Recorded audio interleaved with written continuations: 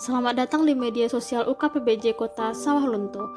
Berikut merupakan video mengenai surat edaran Kepala Lembaga Kebijakan Pengadaan Barang Jasa Pemerintah Republik Indonesia Nomor 1 Tahun 2025 tentang penjelasan atas pelaksanaan Peraturan Presiden Nomor 46 Tahun 2025.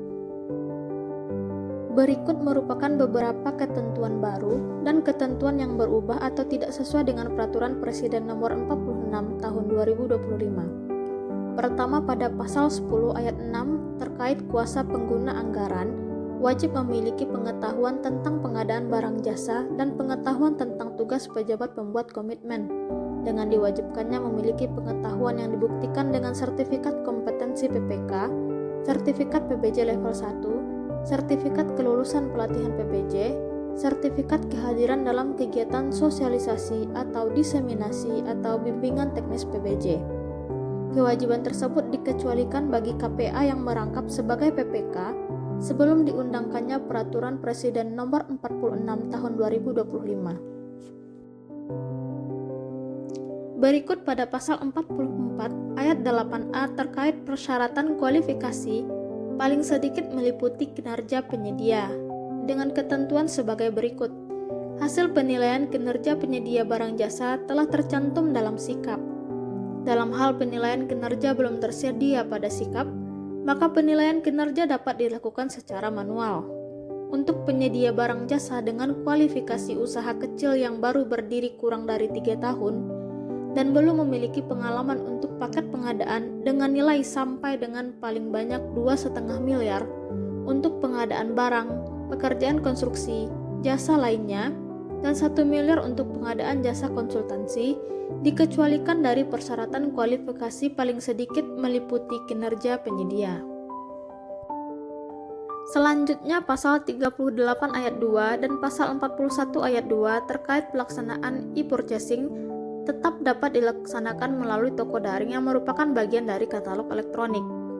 Pelaksanaan pengadaan barang jasa pemerintah melalui swakelola dan penyedia yang dilakukan melalui sistem pengadaan secara elektronik dapat dilaksanakan setelah petunjuk teknis dan fitur telah tersedia pada SPSE, yang meliputi penerapan persyaratan pemilik manfaat, repeat order, penilaian kinerja, pelaksanaan e-purchasing yang dilaksanakan oleh Pokja untuk jasa konsultansi, swakelola, dan dengan metode mini kompetisi. Pasal 27 terkait penggunaan jenis kontrak yang belum tersedia pada aplikasi SPSE dilakukan dengan memilih salah satu jenis kontrak yang tersedia. Pasal 1 angka 40A, pasal 38 ayat 3 huruf B dan ayat 8 terkait pelaksanaan pengadaan langsung pekerjaan konstruksi dengan ketentuan dalam hal pengadaan langsung pekerjaan konstruksi yang bernilai paling sedikit di atas 50 juta sampai 400 juta yang akan dilaksanakan setelah terbitnya surat edaran ini menggunakan aplikasi pengadaan secara elektronik dengan fitur transaksional, dengan terlebih dahulu melakukan penyesuaian metode pemilihan pada aplikasi sirup. Pasal 44 ayat 3 huruf C terkait pelaksanaan penunjukan langsung dengan tahapan sebagai berikut. Undangan penunjukan langsung, pemberian penjelasan, penyampaian dokumen kualifikasi dan dokumen penawaran, pembukaan dokumen kualifikasi dan dokumen penawaran, evaluasi kualifikasi, administrasi teknis dan harga, pembuktian kualifikasi kepada calon penyedia, klarifikasi dan negosiasi teknis dan harga, penetapan dan pengumuman, review laporan hasil penunjukan langsung, penetapan surat penunjukan penyedia barang jasa, terakhir penandatanganan kontrak.